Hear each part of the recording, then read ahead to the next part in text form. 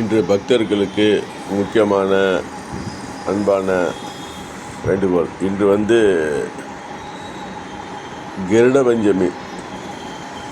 கருட பஞ்சமி என்றால் வெளிநாடு செல்ல விரும்புபவர்கள் விசா, பாஸ்போர்ட்டில், டிக்கெட்டில் பரிபூர்ணமாக நிறைவேற இந்த கருட பஞ்சமி இன்றும் அந்த கருடனை தரிசித்தாலும் சரி. இன்று 9/8/2024 கருட பஞ்சமி.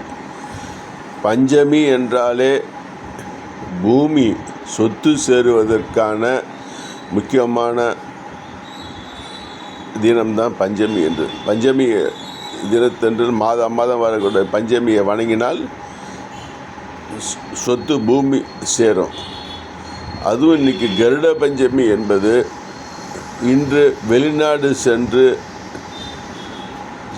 சம்பாதிப்பதற்காக செல்லும் அனைத்து நல்ல உள்ளங்களுக்கும் இந்த கருட பஞ்சமி என்று இன்று ஆலயங்களுக்கு சென்று பெருமாள் கோயிலுக்கு எதிர்க்க இருக்கும் கருடாழ்வாரை 4 முறை அந்த இடத்தை தொட்டு கண்ணில் ஒற்றி கொண்டு அந்த பெருமாளையும் தாயாரையும் வலம் வந்து, இல்லை நான் கிறிஸ்தவன், நான் இஸ்லாமியர் என்றிருந்தாலும்